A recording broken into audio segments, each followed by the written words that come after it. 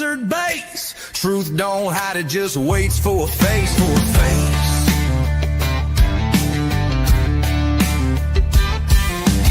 Big footprints in a pine slick path. Bob Lazar files with a government laugh. Court dates lost in a sea of red tape. We ain't 10-4, we just stay awake.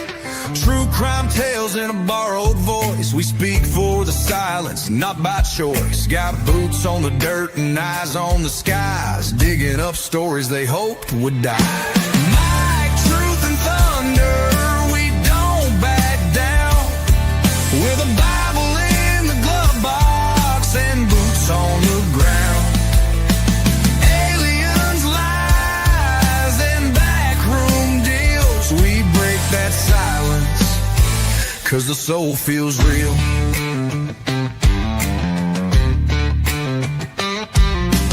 Military broadcast, midnight run, teaching vets how to speak what the war's done. From trigger pulls to microphone stands, from combat zones to healing hands.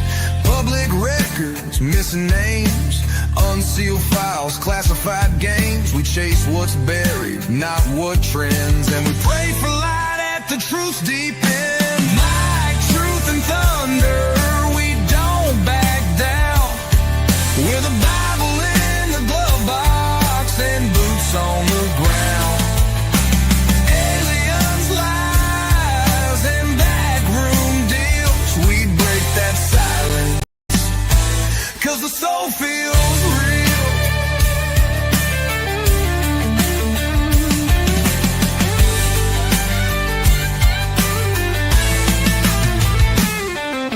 Some chase fame, we chase the facts. Some fold quick, we read the tracks. It ain't paranoia if it's always been there, and we ain't scared to lay it bare. Into the storm. We ain't perfect, but we were made for this form.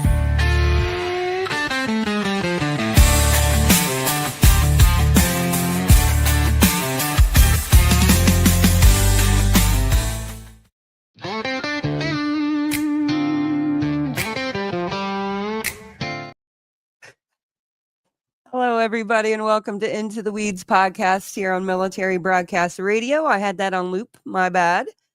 I hope everybody is doing well today. I see Dark Angel, Shorty Pie, Kathleen Fleck, Milk and Honey and Mayhem, and Samantha.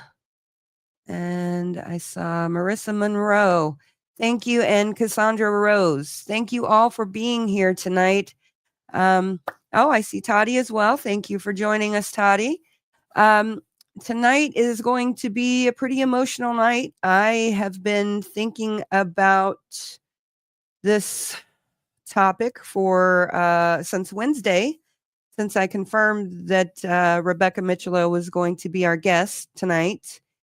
And I'll just say that, yeah, I've been extremely emotional this week thinking about Corey Micciolo and what he went through.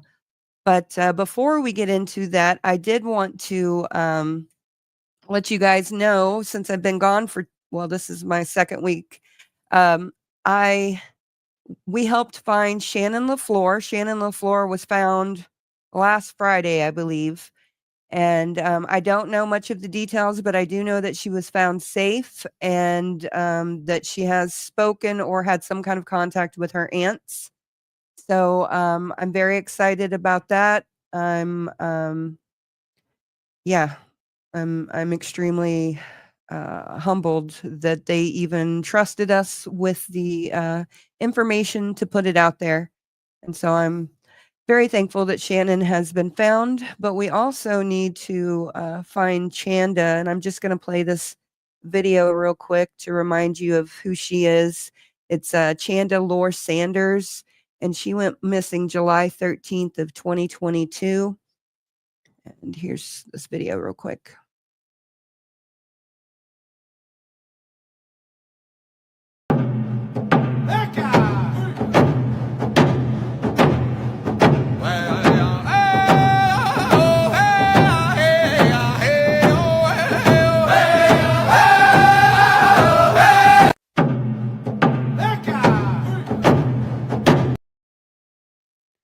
Okay, so that was Chanda Lore Sanders, and she went missing officially, we believe, from Brownsville, Texas. And there may have been a sighting of her in Oklahoma City last year at the Smokapalooza, but we're not 100% sure about that. So please just keep her name out there and share her image.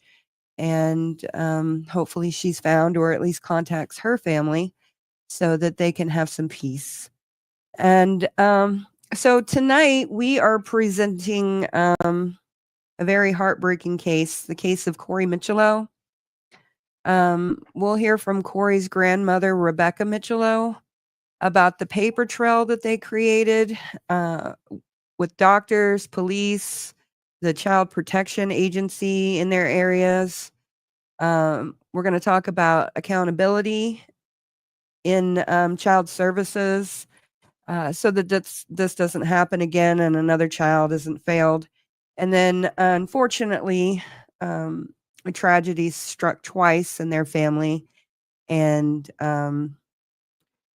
Rebecca's son overdosed. And so we are going to be talking about the opioid epidemic or crisis. And we're just going to have a very candid talk about her life and hopefully in the pursuit of helping somebody else.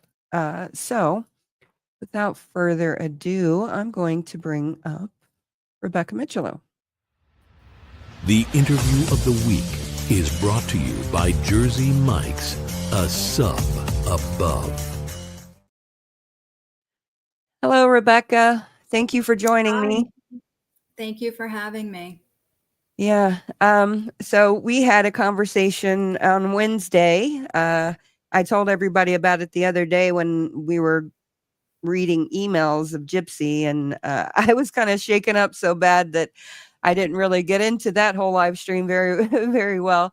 But I'm glad that you're here and able to educate us on what happened in your situation so that we can try and prevent this from happening. So can you tell us a little bit about Corey and what type of kid he was and his favorite things you want us to know about?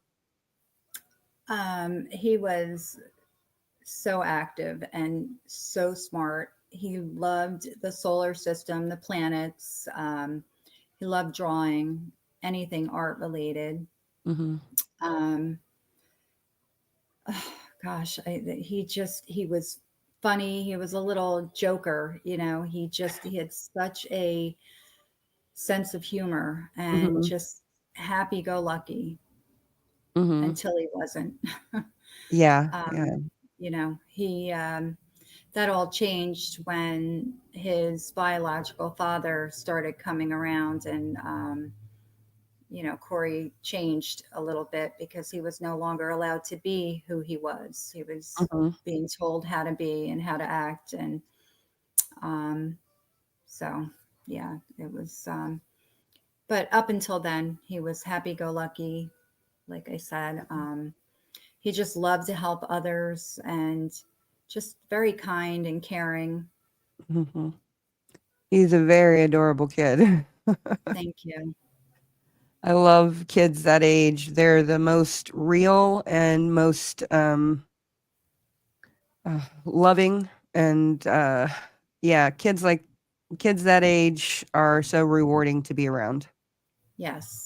But unfortunately, we have this, and that's why we're here today. And And kids his age are so trusting, especially, they don't understand that adults could harm them or would, they don't, you know, Corey was with us for the first 5 years of his life. He went to school, to preschool, and everybody there was good to him, all the grown-ups. And so in his eyes, grown-ups are good people. They help you. So I know this really, it's just not what, having a dad, he wanted a dad so bad. And I know that this isn't what he signed up for. He definitely didn't think this was how it was going to be, and none of us really did. So Yeah. Yeah. So, I guess, so you were telling me when Christopher first came into Corey's life, the first time that he actually stayed with him, he came back hurt. it was the first time Corey went to the Gregor household. His parents, Chris lived with his parents at the time, and Corey was going over to meet them, the grandparents, for the first time. And he was only supposed to go until 8 o'clock that night and come back to us. And they hadn't intended to bring him back. They thought he was going to stay over there. And when I insisted they bring him home, because he didn't know any of them really, including Mhm. Chris, Chris reluctantly brought him home, but Corey came home with a busted lip. He had blood all over his shirt and his shorts. With no explanation, he dropped him off at the curb and drove away and Mm. didn't tell us anything, and wouldn't answer a text or a phone call. And I also called David Gregor, Chris's father, Corey's grandfather, and no explanation. No, they wouldn't answer my calls or texts. So we went and reported it to the police department, who then called Special Victims Unit and DCP&P and reported it. Okay. So the very Um, first incident you report. yes, Okay. because, I mean, we didn't want to do that, but nobody was answering us, and Mhm. Corey was acting very out of character. Mhm. So we just felt like something was wrong. And by this point, Brianna had led on to that, Chris wasn't such a nice person, and that's why she didn't want him around. And,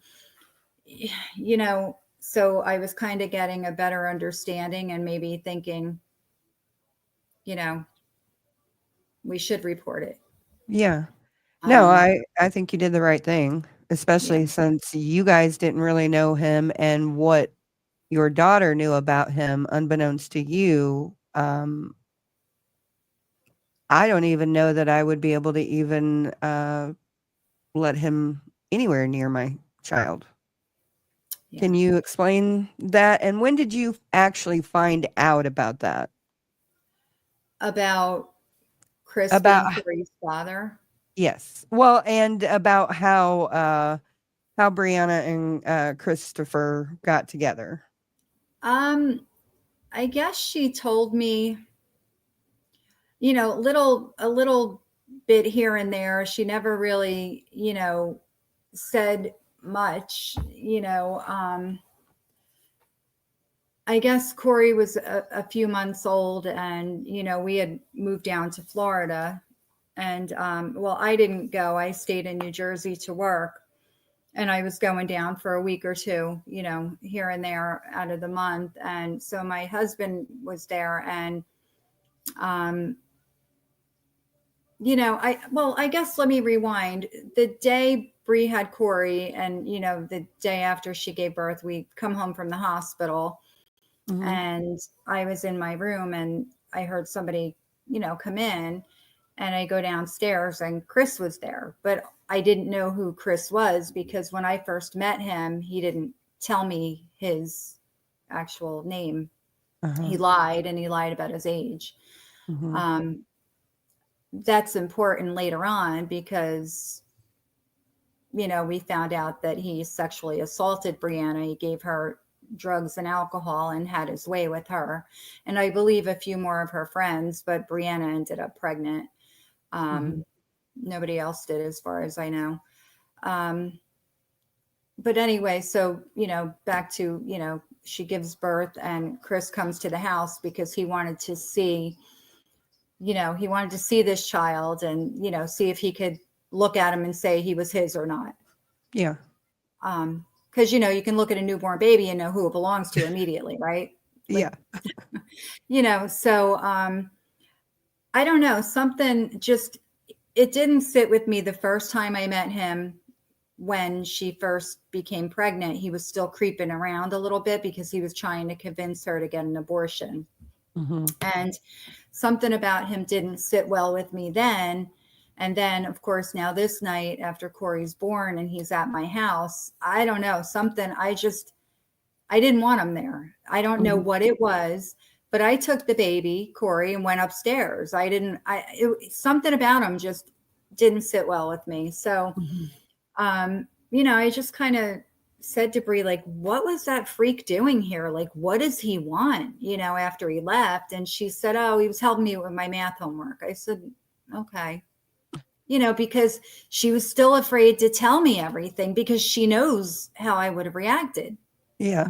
And I guess I didn't get the complete version of it until we were down in Florida. And then Chris shows up there. Come to find out, we moved to Florida and he's suddenly going to college in Florida. I don't know if that was already a plan. I can't say that he did it just because we were there. But he shows up at the house in Florida and my husband calls me one night and he's like, that friggin' kid's here. I'm like, what kid? That freak, that weird kid from New Jersey, the big-headed one or whatever. I don't know what he called them. And I'm like, who? And so I asked my daughter, Nikki, like, who is dad talking about? She's like, oh, Chris. And I'm like, Chris? She's like, whatever. And I'm like, oh. I'm like, what's he want? Oh, he goes to school here. So he knew we lived here. So he just came by to visit. And I'm like, okay. Well, I find out later on, he was there because he wanted Brianna to go to Walgreens because they sell paternity tests at Walgreens. And Mr. Master's degree thought you can go do this paternity test at home and get instant results. I guess he didn't have his master's degree yet, so I guess it's not fair to say. But anyway, he didn't realize you had to send it in and pay a couple $100s or whatever it was, and he didn't want to do it. Of course, Brianna wasn't doing it. And if she asked me for the money, I'm going to know something's up, so it didn't happen. They didn't get to do it that way. And then he came another time or two and then dropped off the face of the earth. But we found out he had another girl pregnant at that time in Florida, somebody he was living with in Florida. So now, did he ever have any charges filed on him with that other child? Well, the girl he got pregnant, are you talking about? Because she aborted the baby because she knew he beat her so much that she knew that if she had a child, it wouldn't be a good ending. So she unfortunately, well, maybe fortunately, I don't know how people view that, but she terminated her pregnancy and got away from him. We found out after Chris started seeing Corey and got, partial custody of Corey, that he did have an open DCP&P case for abusing his live-in girlfriend's son. And that was an open case right when he first started coming around Corey. And it's really odd because right before Corey went to meet the Gregors for the first time, his parents wanted to meet me. They didn't want to meet Brianna, and I never could understand why. But then I figured out Chris had talked so bad about her.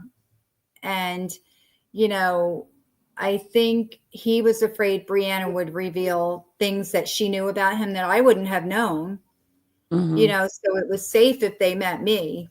What am I going to say? What did I know?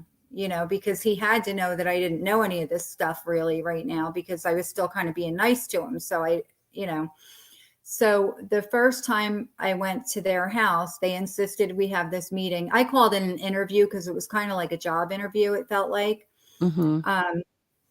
I went there with all these pictures of Corey from birth to present thinking, I was so excited that he was going to have these new grandparents, his grandparents, and, they were very smart people and what good, they were going to do for him. And still not quite understanding why Brianna was being so difficult when it came to Chris, because I still didn't really know.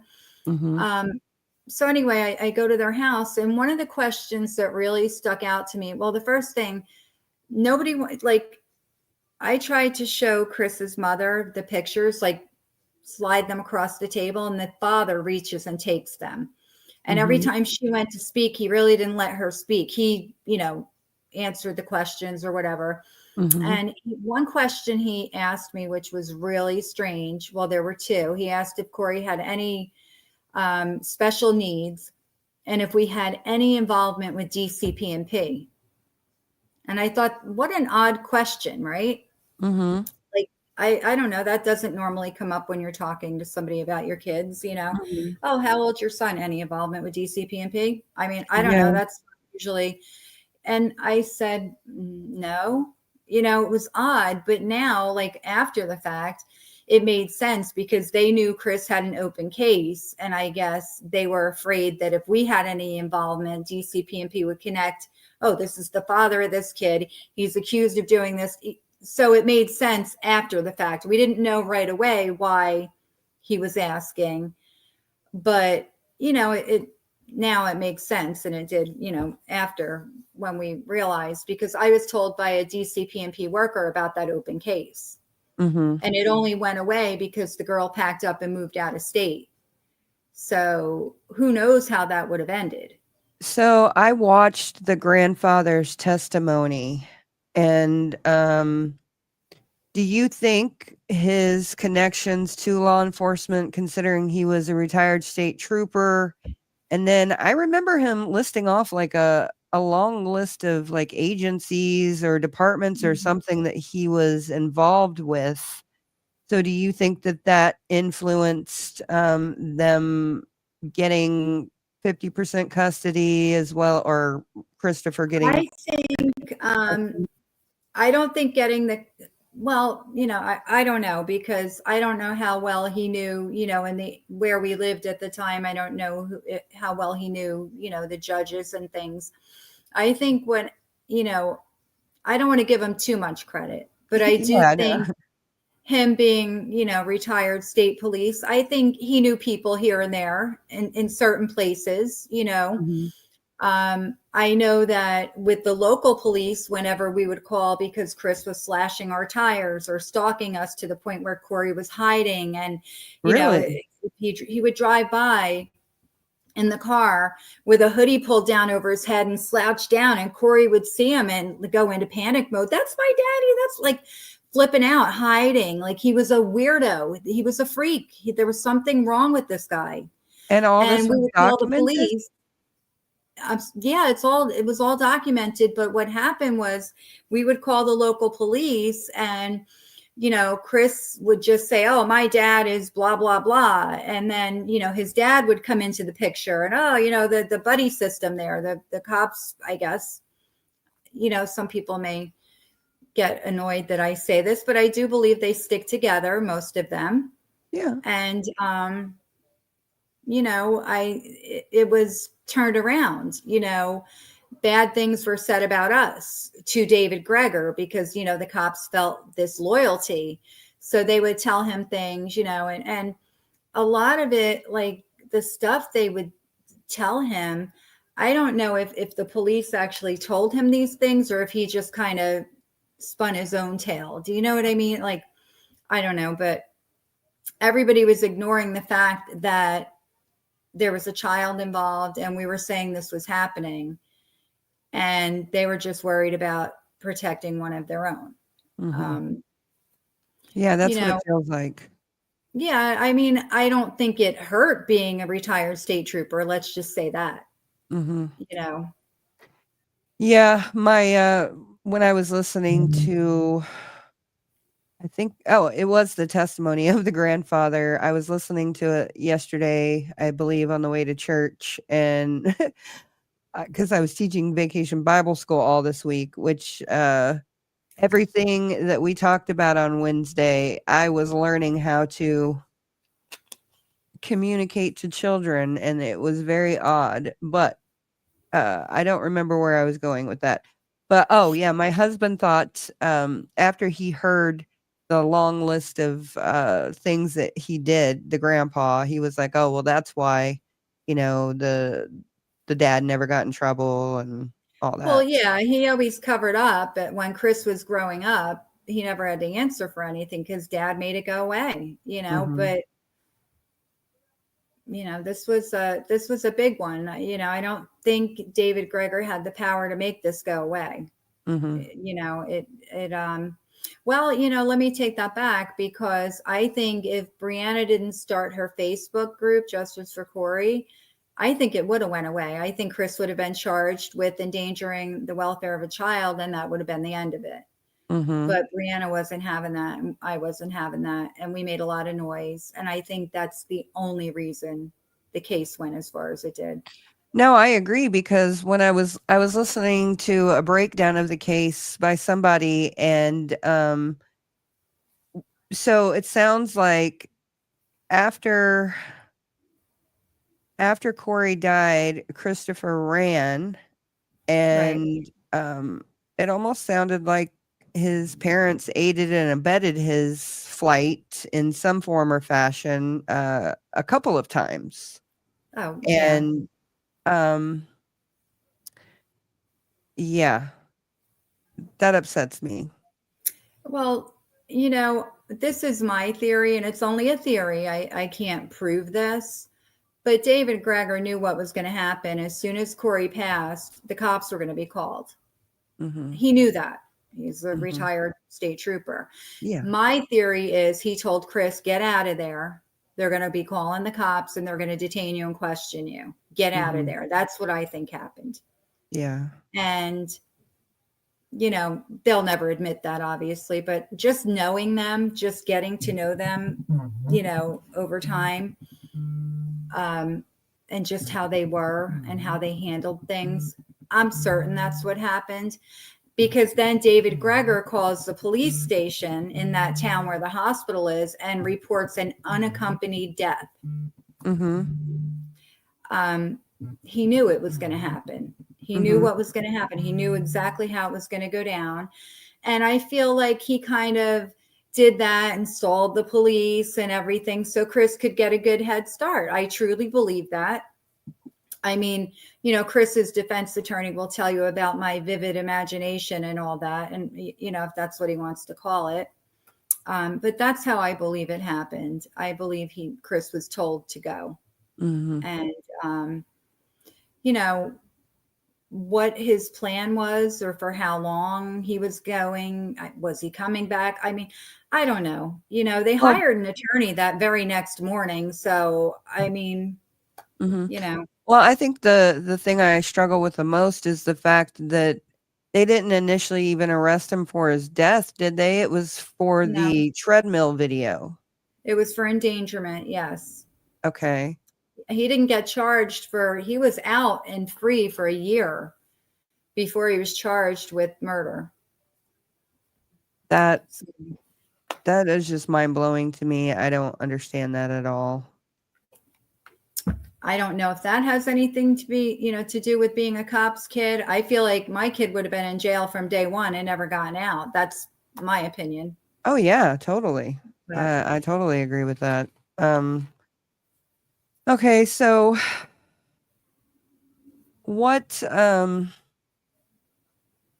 led up to Corey's passing, and if you could, like the main events that happened, so that we can kind of get an idea, because a lot of people have not heard this, and especially broadcasting on MBR. A lot of my veterans and first responders don't watch a lot of true crime and stuff like that.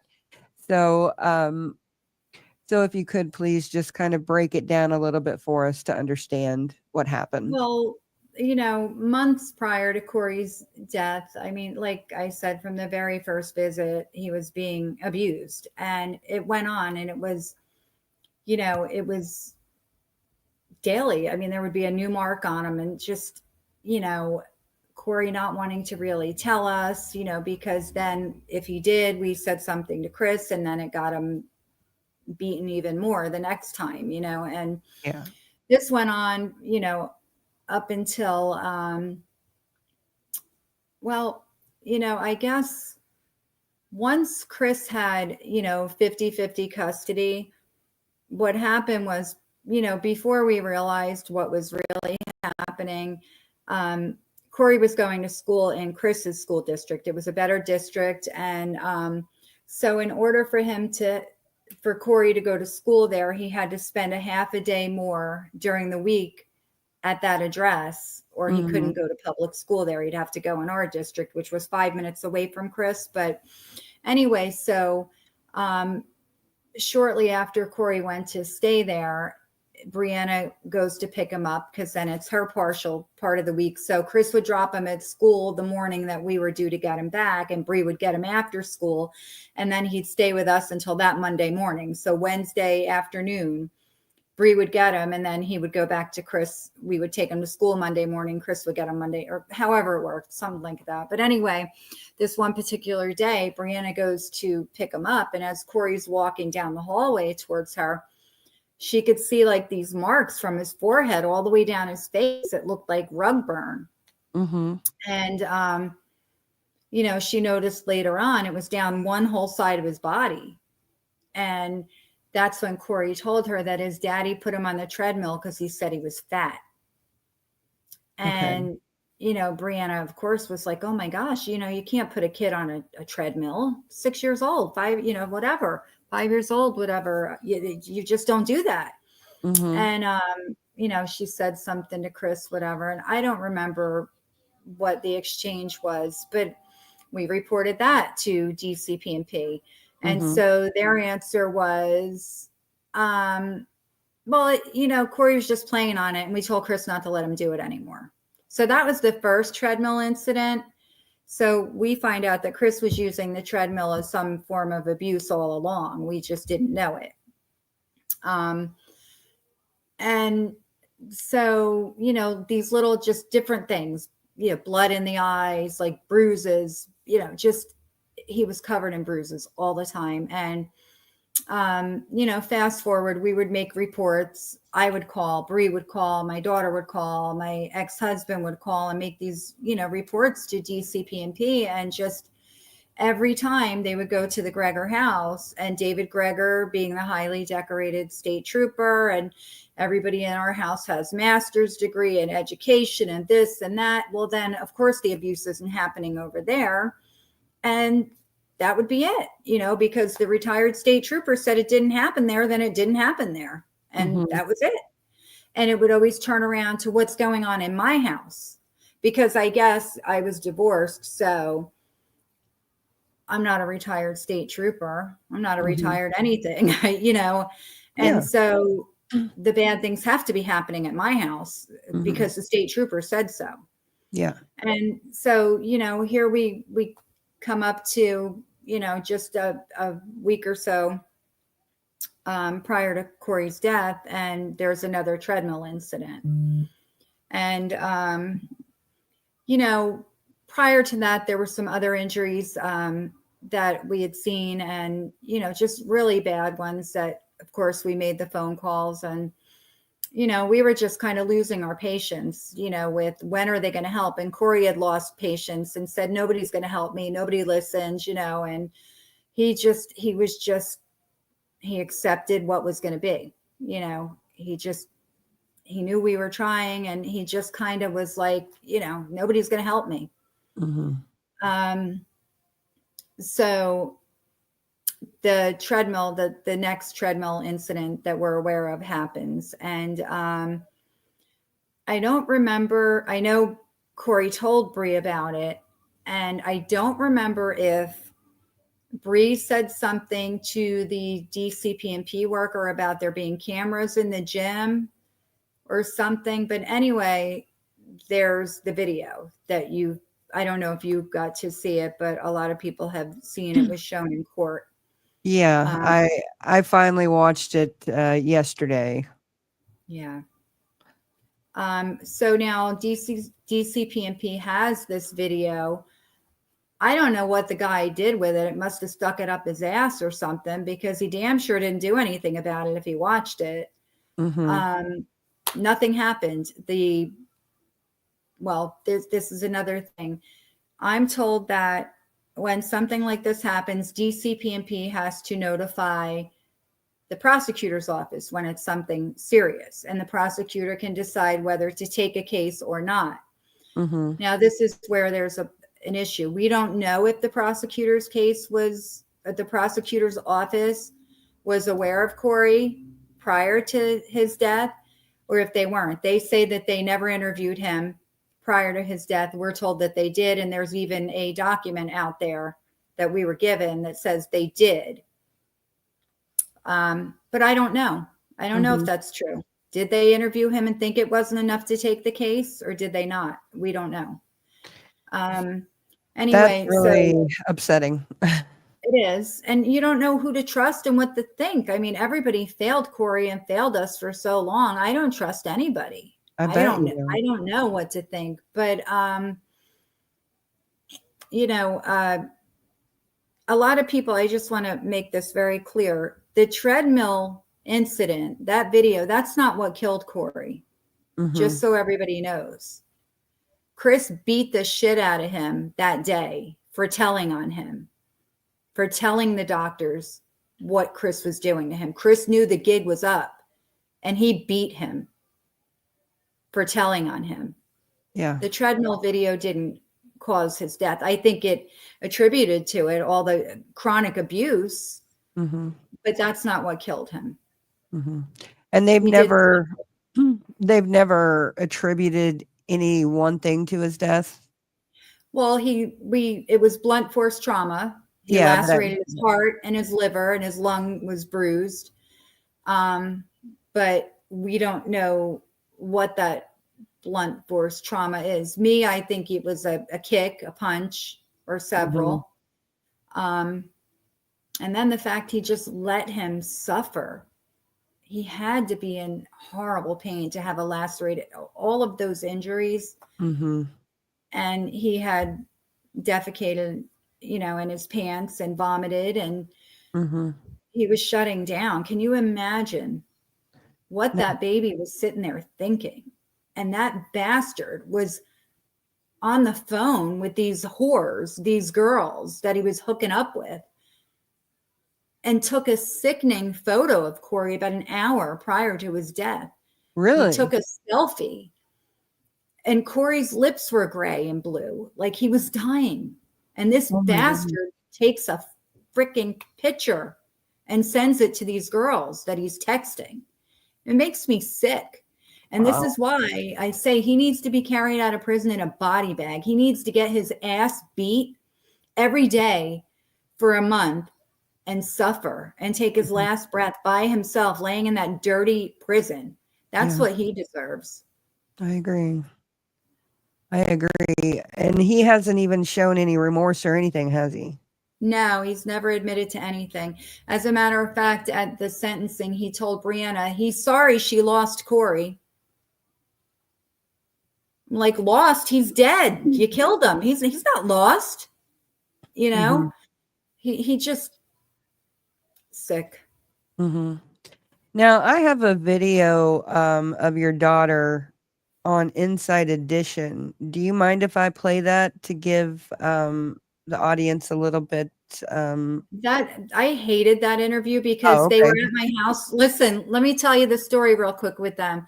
They came to my house and spent 5, 6, 7 hours there. They took my curtains down, rearranged my furniture, and did all this big, long, whatever production for like a 3-minute segment. And it didn't even really, you know, I don't know. I guess you can show it though. It's just, they were my least favorite, you know, because they made such a big production. And then it didn't really reveal a lot, you know, in my opinion. It didn't tell the story. No, I agree with that. It's just a kind of general overview, but I thought it was the best one that I'd seen of your daughter speaking about what happened instead of just being on the stand. No, that's fine. You can show it. Okay. Let me try this. Okay. Here we go.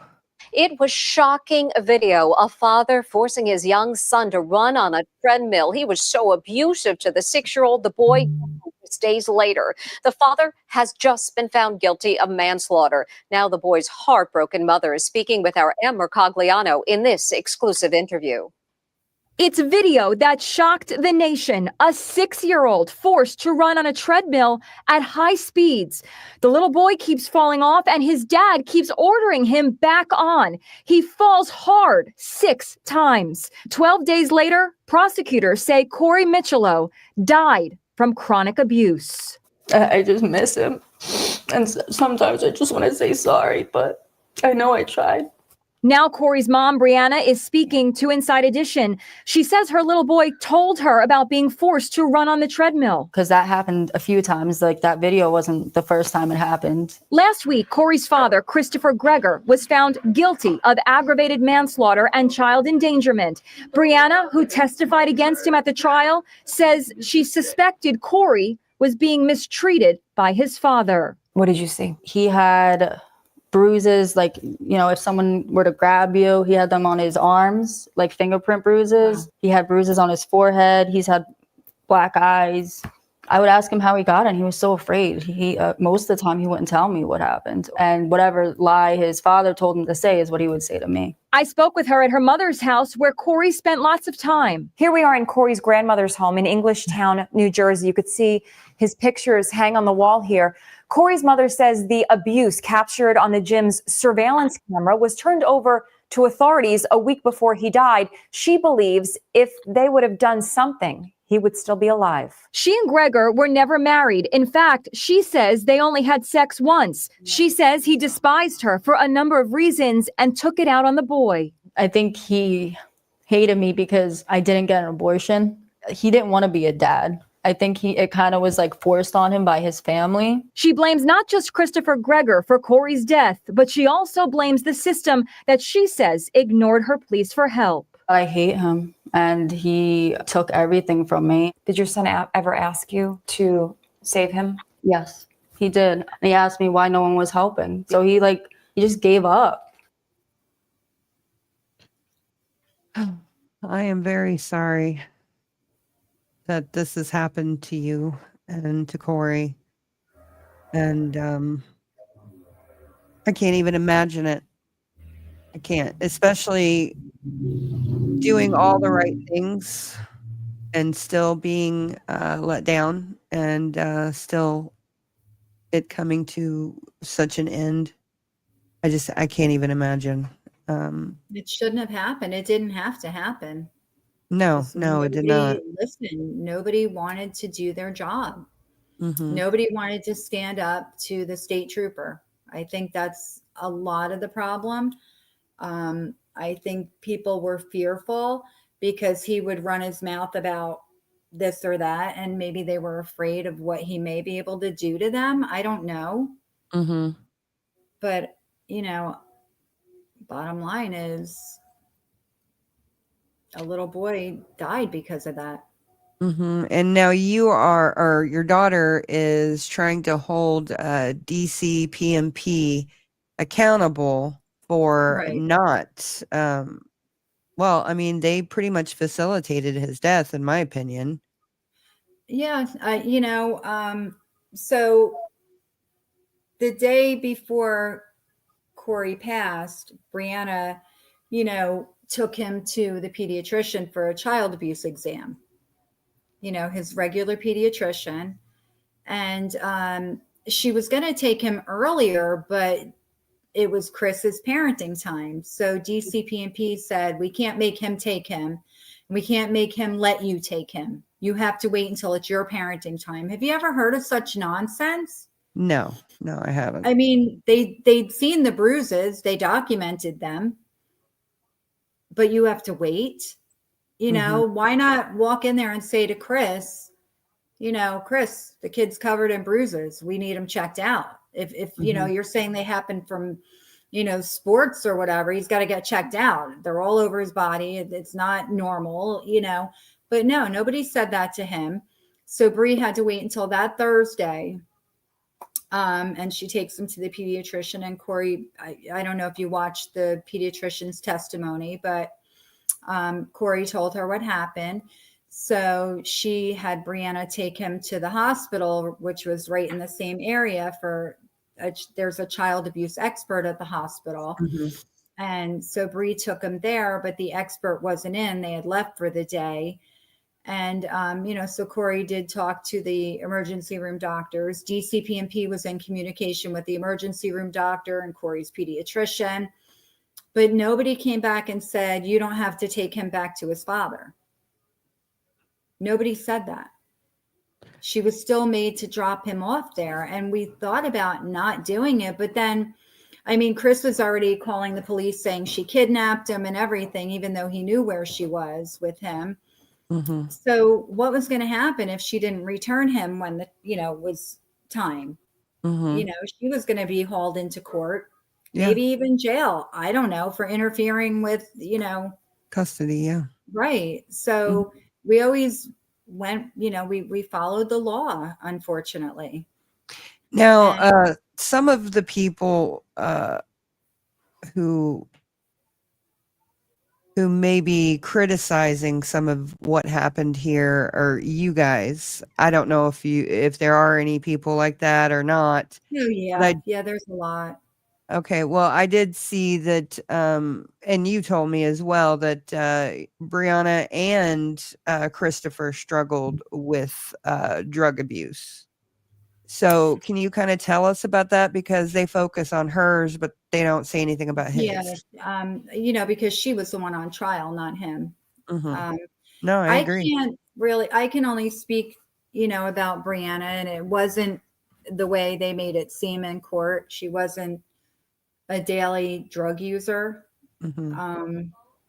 Never did anything around Corey or while she was, with Corey. I can't really speak on what Chris was using. I can just tell you that one of the times that he was arrested for stalking Brianna, there were syringes and things found in his car. I don't know what he was using them for. Maybe steroids. What do I know? I have no idea. But they both failed a drug test during custody hearings. But it seemed Brianna got more punishment for that than he did. Although he did lose custody for a brief time and had to have supervised visitation with Corey for a brief time. But they don't really bring that up in the trial, do they? No, Brianna's issues were brought up and Chris's we couldn't talk about because you couldn't, what's the word I'm looking for? You didn't want the jury to judge him based on anything other than what they were there to judge. But yet Brianna was being judged. And to me, that helped them form an opinion. Yeah, it did. And that was very upsetting to me. I said to the prosecutor's office, I didn't feel that that was appropriate. I didn't think that they should talk about it. And I was told that it would seem I'm in denial if I deny that Brianna ever used drugs. I said, I'm not saying she never did. I just don't know why it's the main focus of this case. She's not on trial. But and there's enough evidence to show what happened and the buildup to it. So I think that's what's so frustrating when cases like this happen. And there's all these red flags and there's all these things that should have made people stop and say, hey, let's look at this situation differently. Right. And it's frustrating when people make these choices because I kept saying we had Corey for 5 years. Okay. None of this happened. None of this, DCPMP involvement. Yeah.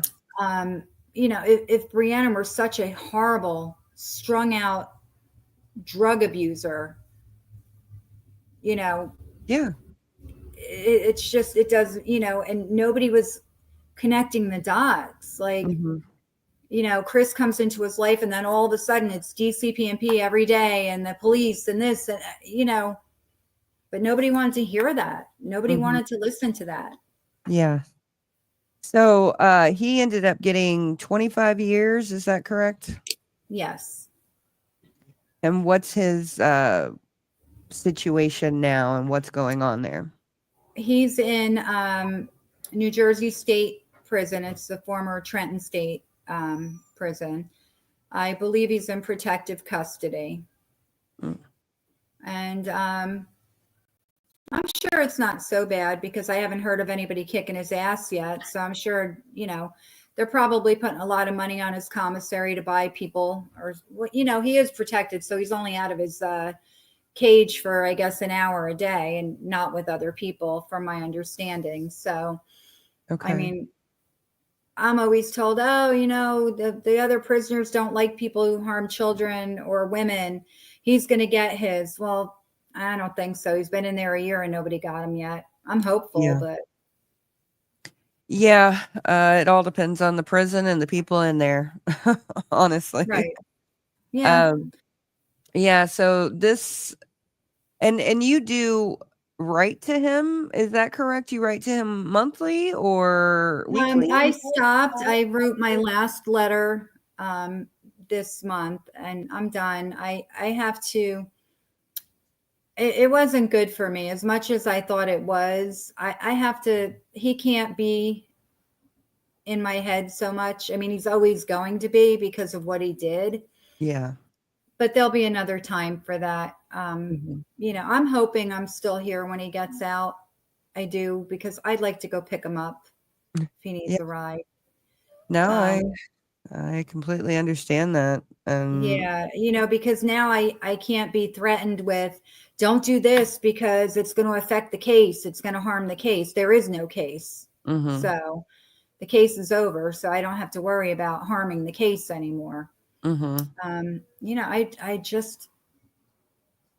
I don't know. No, I understand because honestly,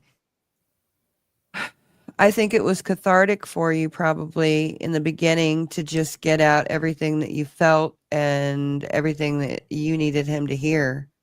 Right. But We weren't allowed to say anything to him in court. We never got to say any of this stuff, mhm. Yeah, no, and so I think it was a good idea to do it, but like you said, how long do you end up doing that? And then you end up kind of stewing in that misery and hate every day.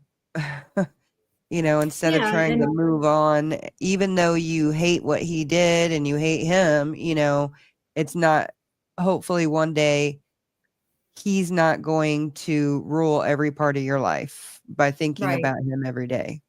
right, exactly. And you'll be thinking about Corey and other things instead of him, Right, so, right. and what kind of activism, have you done any activism on behalf of Corey? Because I know you've done some with the opioid crisis, just as far as you even just talking about it. But is there Right. anything in the works about Corey or? We're trying to get a law passed. We've gone before our state senator, and it's in the works. There's people on board with it, other senators, and it just doesn't happen overnight. Yeah. There were some things we felt, were key in Corey's death. I mean, like for instance, the hospital, a child abuse expert can't go home at 5 o'clock and only work Monday through Friday because child abuse happens 24/7, holidays Yeah. included. So what do you mean you don't have a child abuse expert there Mhm. now? Yeah. So that's one of the things we'd like to change. Okay. And also how the police handle these welfare checks that they go on, because I don't know if you're aware, but we find out, these two officers from Barnegat went to do a welfare check that we had asked them to do. And they questioned Corey in front of Chris, not just in front of him, but with Chris having a physical hold on him, because the photos that they took of Corey's bruises, Chris is in every one of the photos Oh, holding wow. him.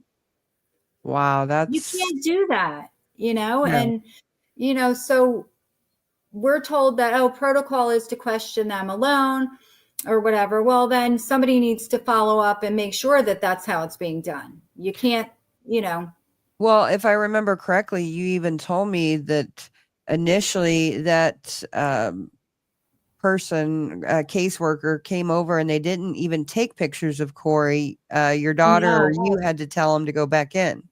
Brianna was outside in her car and was waiting for them to go there so she could say what happened. And the Mhm. guy was in and out in like 10, 15 minutes. And she's like, oh no, like, did you take pictures? Well, no, I just did a visual. And she's like, no, he's got bruises on his chest. He had a golf ball sized lump over his heart. Mhm. And the guy didn't even bother to take his shirt off and take any pictures. So Brianna told him, you need to go back in and do your job. And he did. He went back in.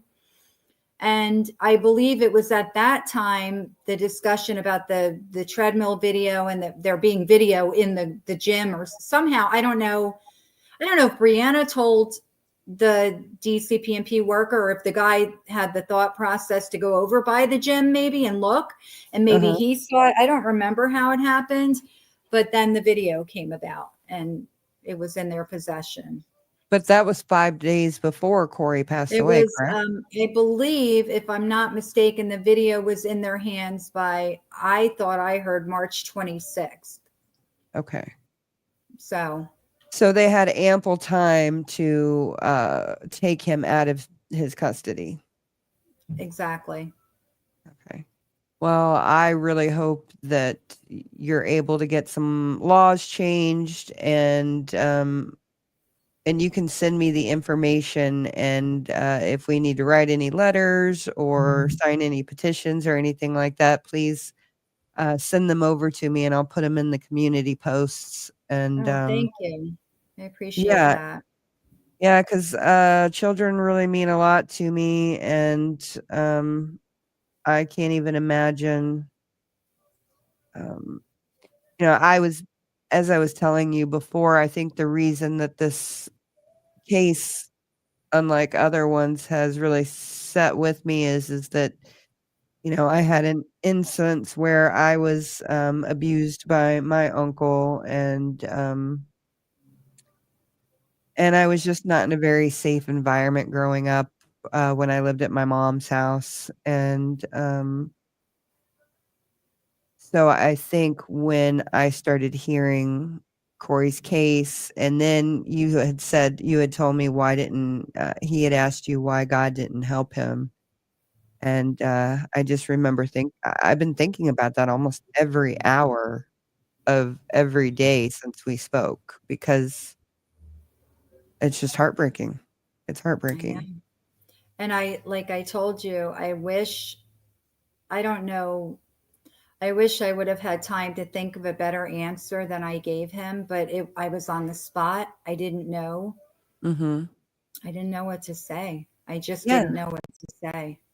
No, and I agree. I mean, and I think you did the right thing, especially with not, being, you were in the moment. I've had the luxury of thinking about it, and honestly, I would have just stopped everything that we were doing, and I would have just asked him, "Okay, well, why aren't you safe?" I know you probably I'm just saying, if this happened to me and it was just kind of out of the blue, even though I knew things were happening, but he just spontaneously asked me or whatever, um, I would have said, uh I would have asked him, what was going on, and then I would have asked him, "Have you told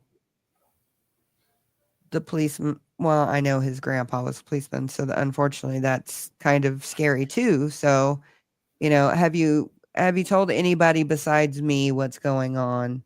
And then we would have had a conversation about, who's safe to tell, and all of that. Right. Because at the end of the day, I believe, as a Christian, I've had so many scary, sad, traumatic things happen to me. Um,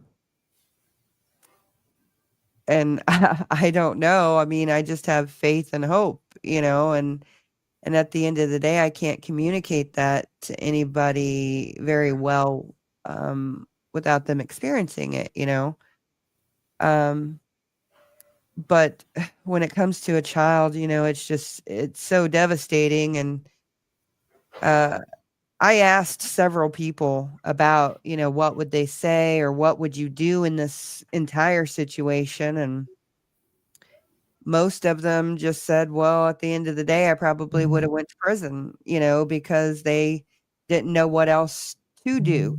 Right. So yeah, I mean, we thought about all this stuff, but we would be in jail. Corey would still be dead because who would he have gone to?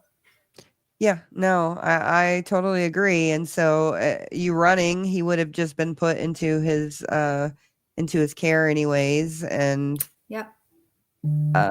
yeah, no, I get it. So I commend you for not doing that, for trying to do the right thing and for trying to go through all of the legal processes and all of that, because that is way harder to do and way more admirable to do than, to just do what you want to do.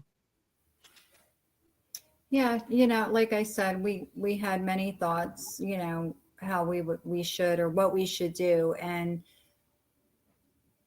we would weigh it out and think, okay, so if you do this, this is going to happen. He's still going to end up with him. If you do this, that bottom line, whatever happened, he was still going to go there.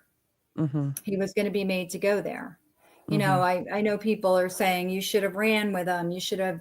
I just wouldn't have taken him there. Okay. And then when, the courts got involved, and he would have gone back there anyway. So you can say all that, but No, I totally agree.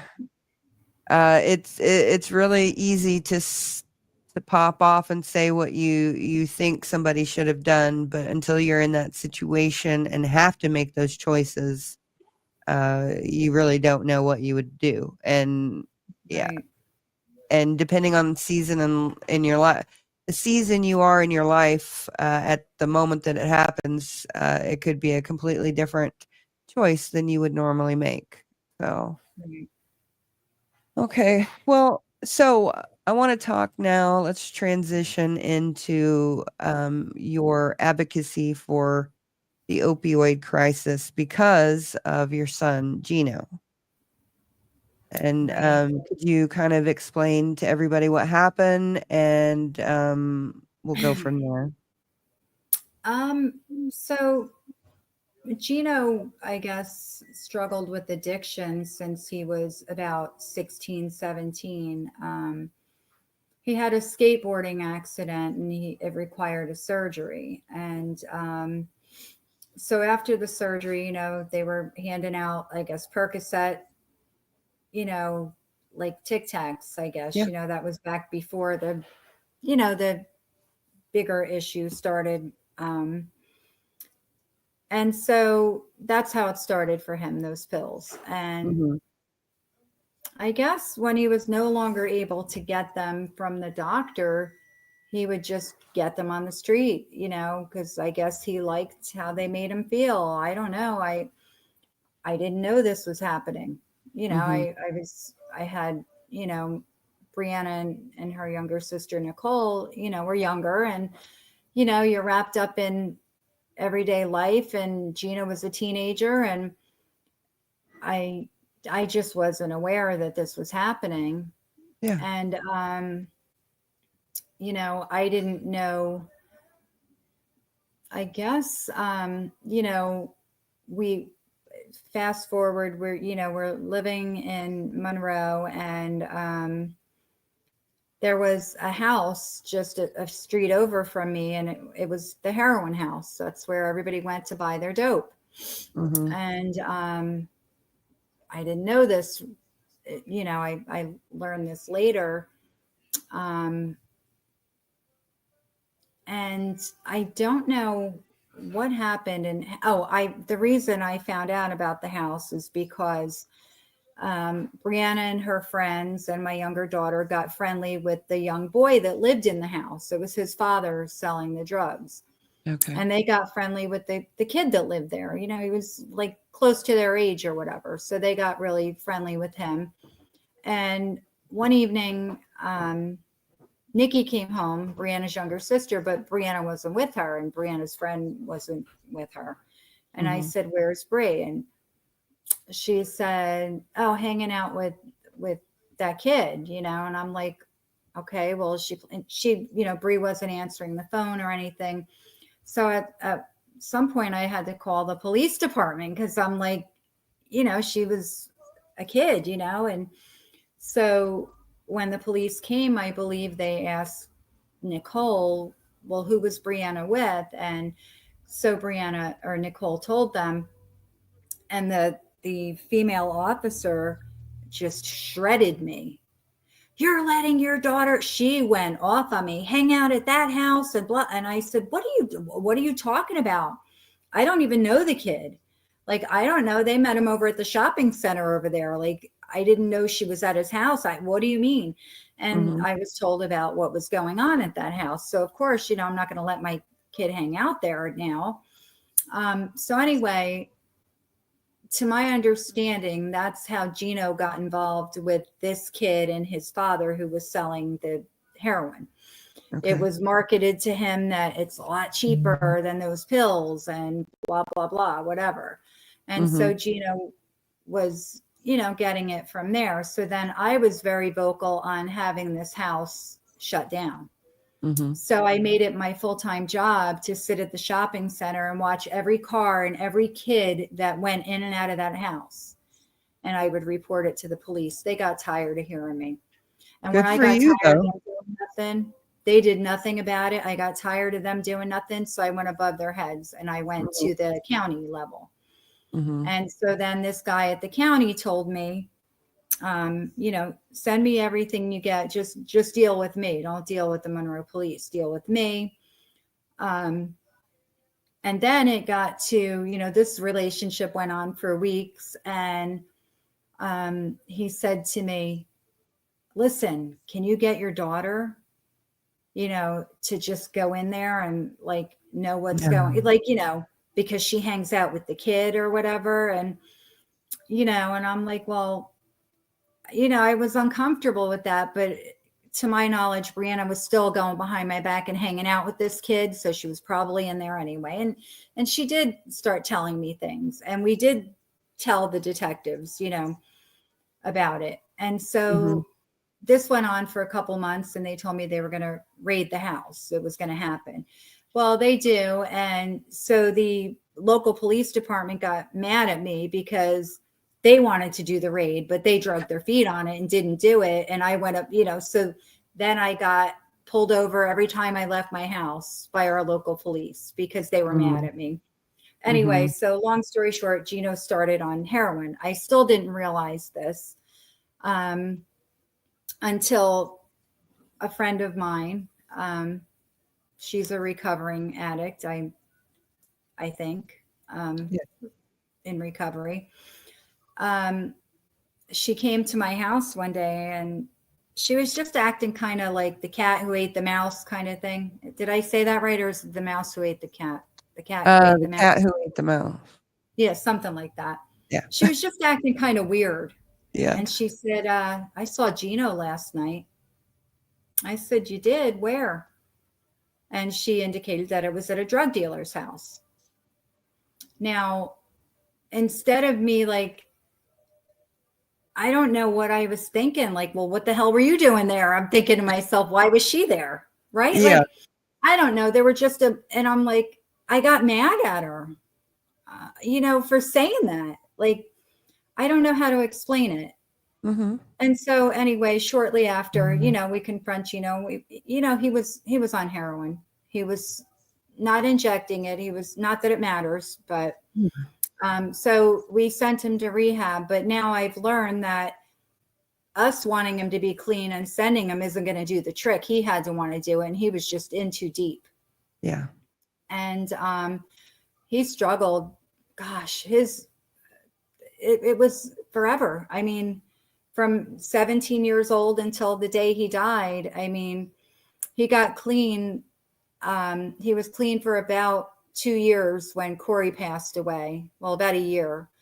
And then, you know, we would just talk on the phone all the time. You know, he hated that I was just so distraught and just, what are we going to do? How do we fix this? You know, how do we handle Chris? How do we, we got to do something about what he did to Corey. And I was just a mess. I was upset, and Bree was upset, and Gino, he felt like he had no control, and he lived in Philadelphia. We lived here in New Jersey. And, he finally is like, oh, can I move back home? Can I come and stay with you? I need to be there.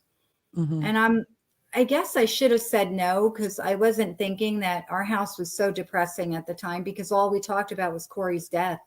Yeah.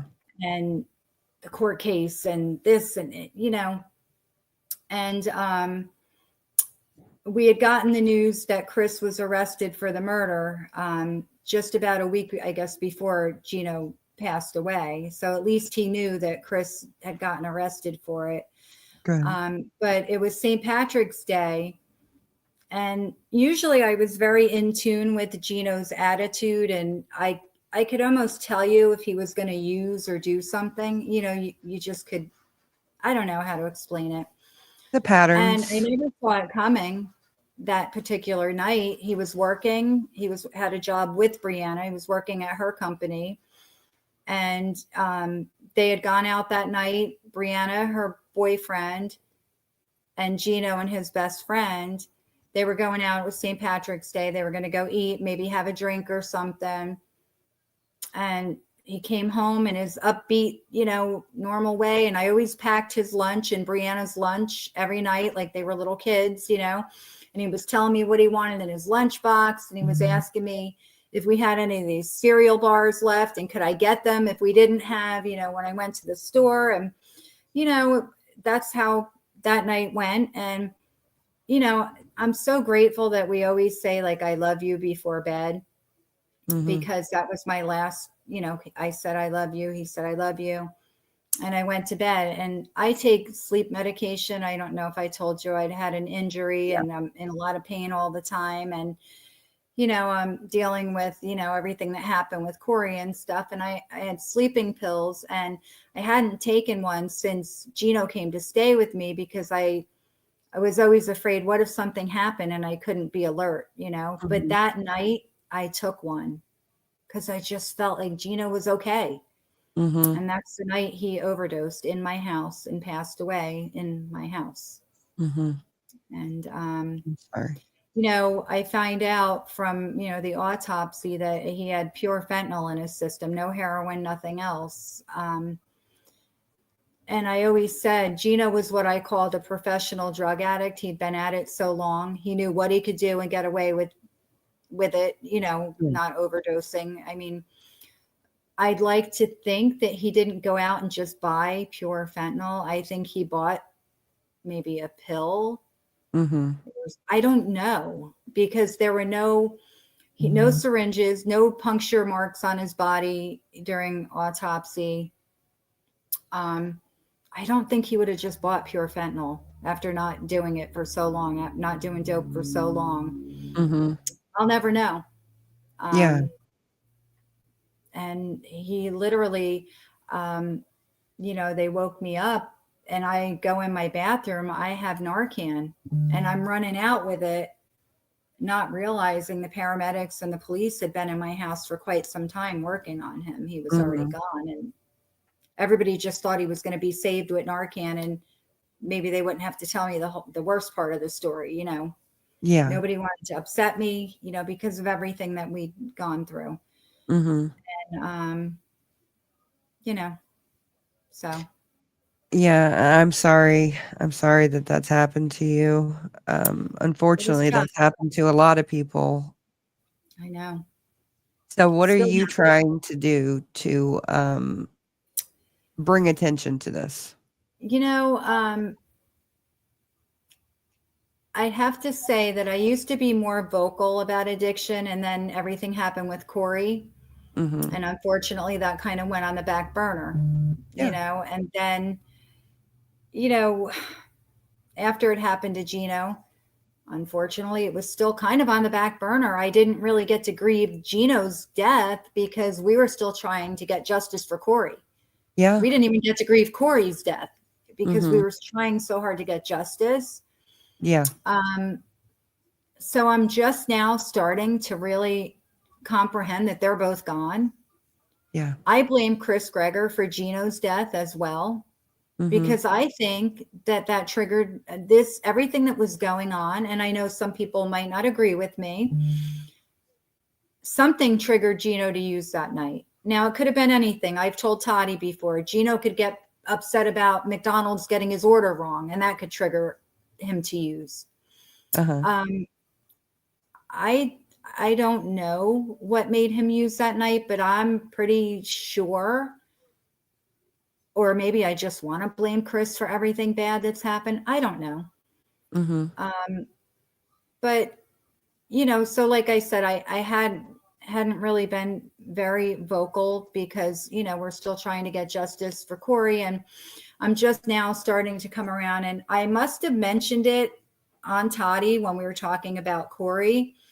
And I don't know how this came about, but we talk every Monday morning at 9 a.m. on Toddy's Yeah. show about addiction. I've seen And it. I love it. And I don't know if having that outlet made me able to stop writing to Chris and stop focusing on him so much and using my, you know, what's the word I'm Energy. looking for? Like just trying to do better for other people and not Yeah. so much giving him so much of my time. Mhm. I don't know if that's what did it. This show that I do on Monday, if you call it a show, I don't know what you call this stuff yet. I'm all new to this, but you know, I mean, that Monday morning gives me a purpose. It gives Mhm. me, you know, I look forward to those Monday mornings. And, you know, I think that helped me, you know, give up on the writing to Chris. He doesn't have to have all my focus. There are other people out there who could use help. Yeah, no, I totally agree, and I catch you guys, quite often, on Mondays, so I don't always say anything, but I'm in there watching. And, you know, we don't always stick to topic either. Yeah. You know, we complain about a lot of things, but somehow it always comes back to that, you know, to Mhm. addiction and, you know, the struggle, everyday struggles that all of us have, but how it's 10 times worse for someone struggling with addiction, you Mhm. know? So Yeah, what are your hopes, is there anything that you would like to work on, within the realm of addiction? Is it, we just gotta, I don't know, you know, I'm still not, I don't know who you go to get things done anymore. I mean, we couldn't get Corey's life saved. And I yeah. feel the same about addiction. How do we make it so fentanyl's not brought into over here and so readily available? And how do we punish those who are selling it and killing our kids? Because that's what they are. Mhm. They're murderers, Mhm. No, I you know? agree. And how do we fix that? That's what we need to work on. And we need to make it, I don't know if it's still like this, but I remember Gino went to rehab. I lost count of how many times Gino went to rehab, but he used to say to me, I need money for dope. I have to go there with dope in my system or they're not going to let me stay. And I said, you're crazy. You think I'm stupid? I thought he was lying to me until they told me Yeah. if he didn't have it in his system, they weren't going to take him. Mhm. Yeah, I I've don't heard know if that. that's still a thing. Is that still the way it goes? Because is that the most ridiculous thing?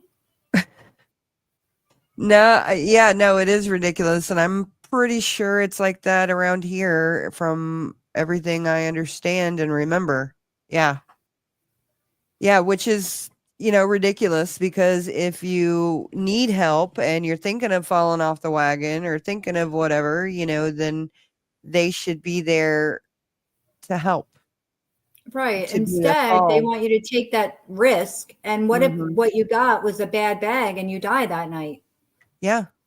You know, I mean, you know, and I just want to make something really clear. Toddy and I don't give clinical Yeah. advice. We say this is our life experience. We never tell people what to do, how to do it. We talk about our own experiences. I just want to make sure people don't think we're out there being, you know, therapists or counselors or anything, because we're not. Yeah, We're no, just you're giving our just own experience. yeah, you're people who want the message heard. And I think that, I wish there were a lot more people who would talk about stuff like this instead of, just sensational things. The Right. little stuff that adds up every day. And, in Oklahoma, there's fentanyl machine or not fentanyl test strips.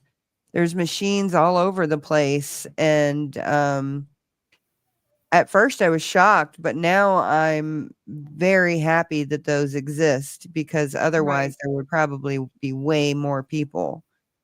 So, and I think everybody should carry a bottle of Narcan on them, especially if they're going to concerts or any kind of activity, where there's going to be a lot of people.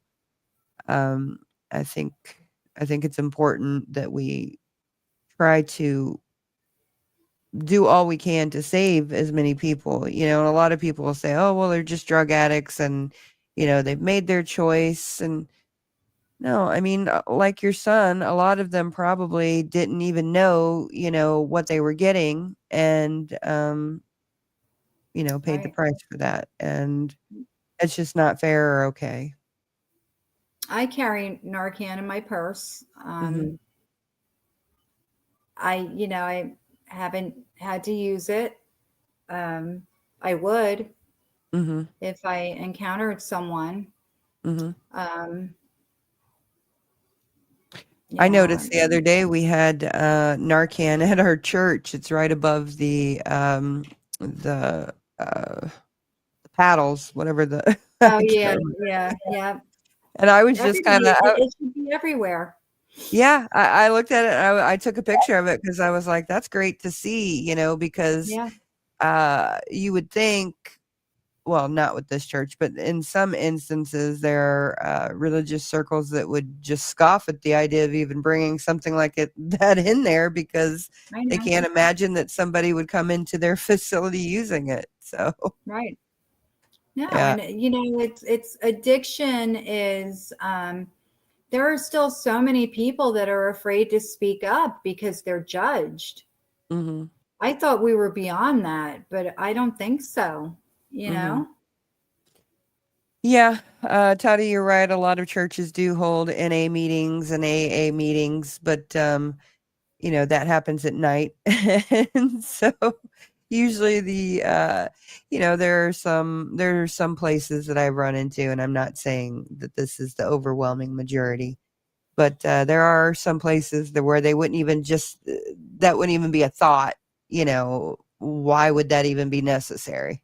So it's good to see when people actually have the forethought.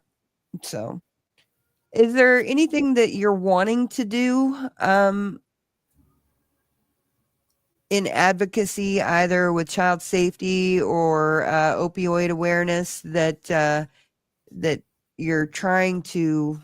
I know you were talking about Corey's law, but is there anything else that you're trying to work towards? Um, I have nothing in mind right now. I just started my own YouTube channel. Not very successful yet, but I'm hopeful. Hey, I titled it "Can You Hear Me Now?" because that's kind of my thing with Corey. Nobody was listening to him, nobody could hear him, and yeah.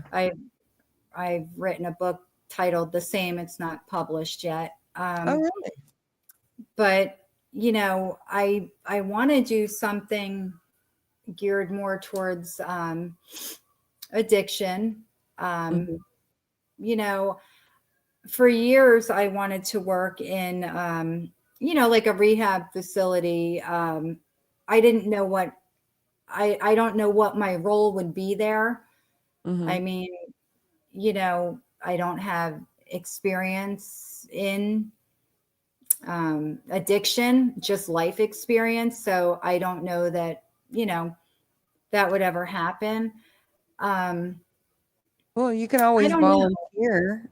You can always Yeah. volunteer at like reentry programs in your area. Uh, there's all kinds of things that you can volunteer for.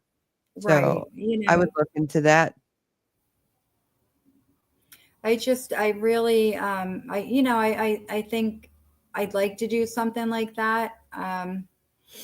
You know, I don't know. I have a lot of thoughts, I'm just, Hmm. there's things I want to do. I'm not done yet. Yeah. There's a lot I'd like to do, but I just, I have to take little steps and get some things done, and, finish what I started and then venture into something more. Yeah, no, I understand. It's a slow process and getting to the point where you can actually jump in and do those kinds of things. I mean, I have not had nowhere near, the tragedies that you've had, but I've experienced my own, and it takes a while for you to get back up on your feet and become a semblance of what you used to be after those kinds of things. It does. And, grief doesn't have an expiration date, I guess. I could be feeling great one morning and then out of nowhere, I'm in tears and I'm angry and it just, and it's times two, it's Gino and Corey. And, Yeah. it's just like, we're just now, court is over. It has been for a year. Sentencing was a year ago, August 2nd. It's like, then you think, okay, now the grieving starts, Mhm. And it's, doesn't get easier, I got to tell you. And some people tell me, oh, it gets easier. And, you have to forgive Chris, and, you have to forgive the person that sold Gino the drugs. And no, I don't have to do any such thing. And I won't, I never will. Yeah, I can that's only wish they get what they gave, Mhm. and that's my honest opinion. They should be taken out in the same manner. I'd Mhm. feel a little bit better. I know that sounds horrible, but that's my feelings, and I don't think it's ever going to change. No, I and you know what? You're new to the grief because now you don't have every day worrying about a goal or, emotion or whatever, right, that you have had to deal with for all these years. And now you're going to be alone, with your thoughts a lot more. And so it's going to be a process. And everybody's process is different and it looks different. How long it lasts is different for everybody else and to right, the extent, so don't don't get down on yourself or whatever if you have those days because it does take quite a while. right, My father's tragic passing was in 2010, and it's been 15 years now, and I'm just now getting to the point where when his birthday comes or the anniversary of his death comes, I sometimes forget it. So, I'm not saying that you will by any means. I'm just saying for me, I'm starting to get through a process of, letting go of the hate and and all of that, but it took quite a while. right. I mean, I guess, we're kind of, we don't go to the cemetery twice a day like we used to. Oh, yeah, Um, you did? Wow. yeah, we did for the longest time. And, Wow. I'm starting to, we realize we can talk to Corey anywhere. It doesn't have to be there, and I feel like, we just felt like we were leaving him there alone, if we weren't there every day. And I don't know how to explain it, how we felt, Mhm. but like I said, we're realizing we don't have to go up there physically to talk to Corey or to feel him or to, and it's really sad because my granddaughter, Brianna's daughter, that's where she knows her, like, that's where her brother is. She has no clue what death is or whatever, but she goes there and sits on the ground and plays with the toys that people leave for Corey, like little toy trucks and things. And as soon as you're almost down the street from the cemetery, she says, Corey, Corey, like she knows where we're going. Aw. And it's sad to see it. And it's, that's when the anger starts again. When I witness this, I'm like, God, I hate Chris Greger. You get mad all over again because you're having to witness this poor little baby is never going to get to know her big brother because that monster took his life. And that's so unfair, No, I agree. and so the anger, everything, starts all over again. No, I can't even imagine. And especially being at that point where you're going and grieving every day, twice a day, that's just that puts it into perspective. Because I think a lot of times we forget after the cameras go away and after the news stops talking about it, you still exist. You still have to live your life. And Right. yeah. So it's every day it's a choice. Yeah. And I used to, after sentencing, Justice for Corey, the group died down. Like there's not a lot going on. And I got angry. Mhm. Everybody forgot about it.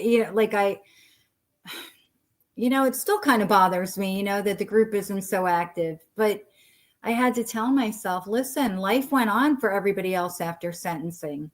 Yeah. And I get that. I do. But I just don't want everybody to forget Corey. Mhm. And that's my, my fear. I can't let that happen. Mhm. And No, I agree. it's hard to deal with, it's hard to think about it. But I understand that everybody isn't going to tune in every day to Justice for Corey to see if anybody posted or, I guess I get it, because he was my grandson. So I get why it's so difficult for me to, not think about it. But for other people, they have their own lives, their own family, so it's still hard though, that to think that maybe Corey won't be talked about, or I don't know. Well, your YouTube channel, I think, is the perfect place to continue speaking loudly about all of the gaps and the faults of the social services in your area, children's social services, and holding them accountable so that this doesn't happen to other children, even if it's just in your area, Right. is important, to just keep talking about it and keep writing them and, writing them hard, saying, hey, I'm not going to give up. I'm not going to forget this. And I'm not going to let you do this to another child.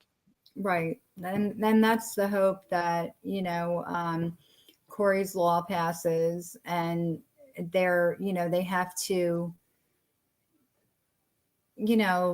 like I said, the part about not having a child abuse expert at the hospital 24/7, they have to change that because, like I said, child abuse doesn't stop at 5:00.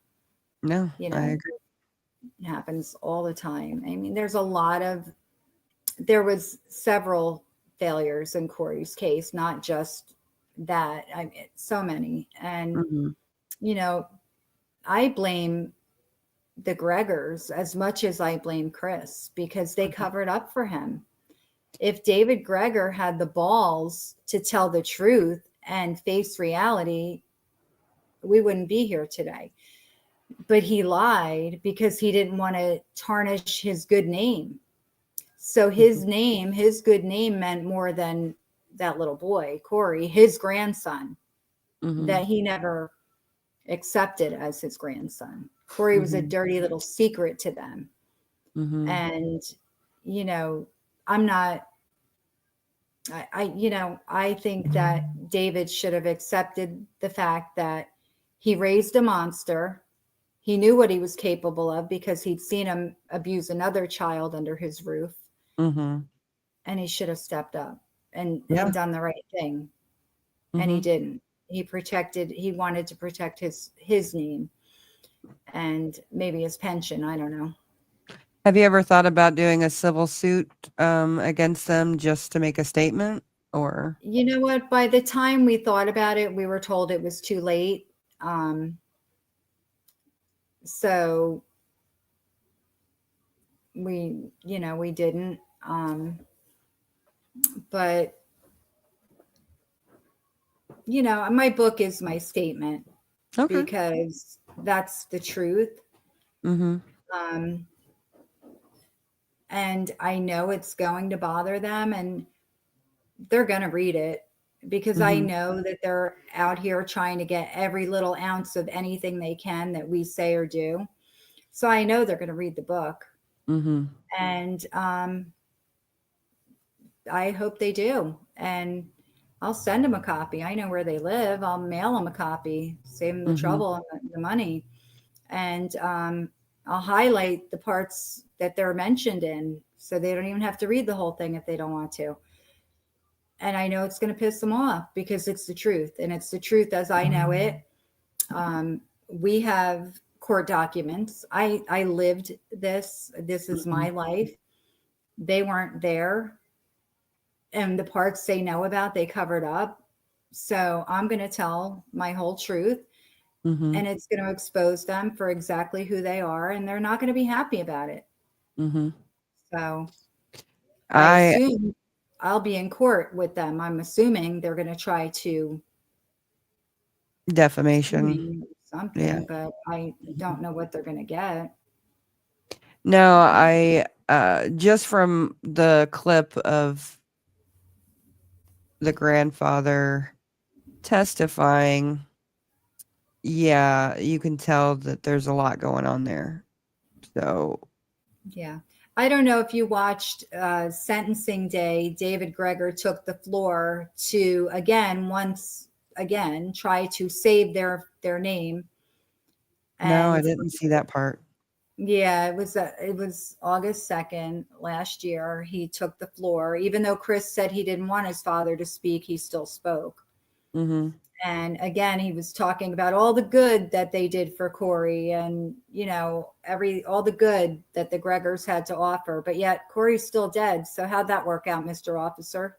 Yeah, I noticed that when my husband and I were listening to his testimony, my husband pointed out that it seemed as if the grandfather was extremely controlling, considering all of or at least tried to be controlling in some sense, because he was talking about how he would communicate back and forth with the teacher and things like that. And we just thought that it felt more like he was trying to control every aspect of what was going on instead of just being a grandpa. Yeah, he was never a grandfather. Corey really looked up to him and wanted him to be. Mm-hmm. But they were very cold. Corey was used to always being loved and kissed and hugged. And that's just how we are. And you didn't get that over there. Mm-hmm. It was different. And, I just think Corey they never fully accepted him because they even told me that David Greger told me that this isn't how they expected to have their first grandchild. And I said, yeah, well, it wasn't how I expected either, Mm-hmm. but he's here and we're grateful that he is, He felt that Corey should have been aborted. But after I proceeded to call him every name I could think of and told him what a great Catholic I was, and we didn't believe in that after I cursed him like a trucker. Mm-hmm. I told him where he could go and that we didn't believe in that, and that, it's unfortunate that he can't see Mm-hmm. what, joy I Corey commend, was. yeah, I commend your daughter for going through with the pregnancy and raising Corey, because in those circumstances, a lot of women choose not to, and that shows her character and the strength that she had to, do that. Right. I think, a lot of people would have gone the whole other way. I don't think a lot of girls would have made that same choice. Yeah. I'm so glad she did. I'm Yeah. so grateful that we had the time we had with Corey. Mm-hmm. We packed a lot into those years, and the Gregors will never know that joy. Mm-hmm. They didn't allow for that to happen. And I'm just grateful that we had that time with Corey, and he knows how much he was loved at my house Mm-hmm. and by my family. Mm-hmm. And I just feel like it's unfortunate for the Gregors that they didn't get to know that Corey Yeah. and feel that love and joy, Yeah, the pictures I saw of Corey, I mean, every one of them, I'm just like, oh my gosh, this How little boy many is did you so see of adorable. Corey with the Gregors? None. There you None. go. Because you know why? Because there aren't any. Wow. Yeah. I didn't even think about that. Yeah. Yeah, Yep. that paints a bigger picture. Yeah. Hmm. Oh, wait, I'm lying. There's two with Chris. One, on the first time he met Corey, his girlfriend took a picture. And the second picture was the day he killed Corey, where Corey's unconscious in the picture with the blue-gray lips and the gray skin. Yeah, that's the second one. And Wow. Chris looked very proud of that picture. He was smiling in the picture. Sick bastard. I am. Yeah. Yeah. Uh, I'm sorry. I'm sorry that you guys have had to go through this.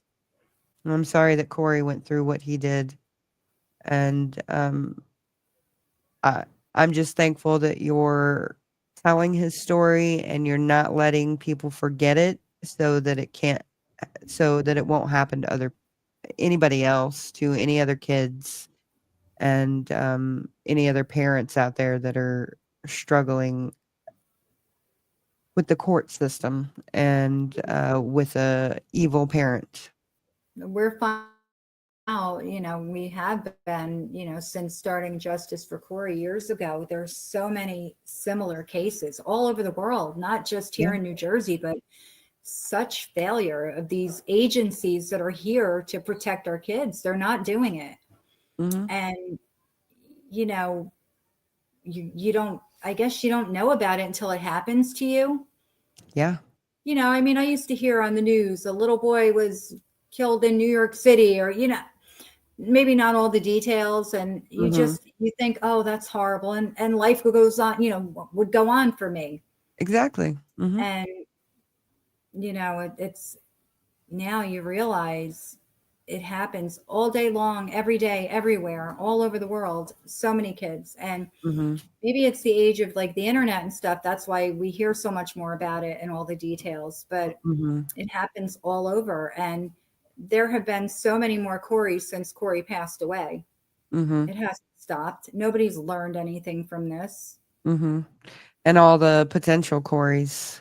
So, yes, yeah. Exactly. Yeah, I've actually thought about getting into advocacy for foster children and things like that around here, but I'm afraid to, because I get so emotionally invested. I don't know if I'd be better for the situation or worse for a situation, but I'm gonna still think about it, because it is something that's weighed on my heart for a while. So Yeah. hopefully more people will step up who actually care and actually want to do the job for the reasons of helping children and not just for a paycheck or a job. Yes, exactly. Okay, well, Rebecca, is there anything that we missed that you would like to tell us or cover before we say good night?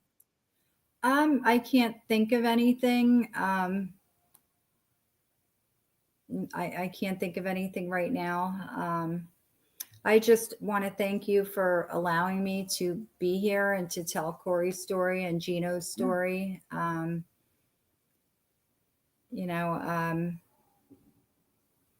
Yeah, I appreciate you allowing me to come here, and, hopefully things improve in the world. Yeah, no, I hope so too. And please keep in contact with me, letting me know what's going on. And you're welcome here anytime if you want to just talk or whatever, and I'm glad that you have Toddy every Monday, to bounce your feelings off of, because she's a great person to She is. talk with, Amazing. Yeah, and so I hope that you guys can really make a difference in the arena of, and the area of, drug addiction, opioid crisis, and that I really hope that you guys can do some great things, and you already are, because I've seen in the comments here where people actually depend on you every Monday. So Right. And that's what I said. If we help one person not be lonely and feel like they don't matter, we're there to let them know they do matter. That's why we're here. And, if we help one person get through a day, then we did what we came to do, Yeah, no, I agree. Well, thank you, Rebecca, so much for coming on and telling your story and being brave enough to continue the fight, even, when the court case and everything is over. I guess that's when the real fighting begins, because that's when you start advocating for change and trying to get something better to happen in your community than what happened with Corey. Right. So I thank you for doing that.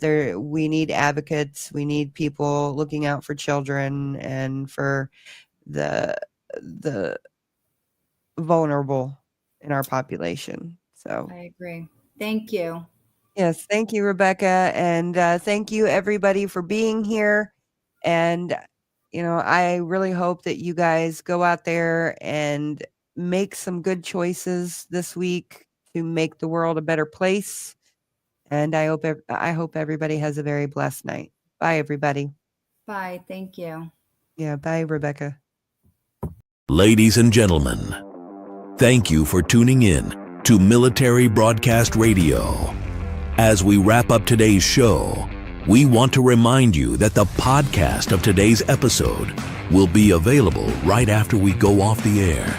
So if you missed any part of the show or want to listen again, be sure to check it out. And remember, we're here to support and honor our veterans. Your stories and experiences matter, and we are committed to giving you a platform to share them. That's right. We're here to give our veterans a voice. So don't forget to catch the podcast and stay connected with us. Giving our veterans a voice.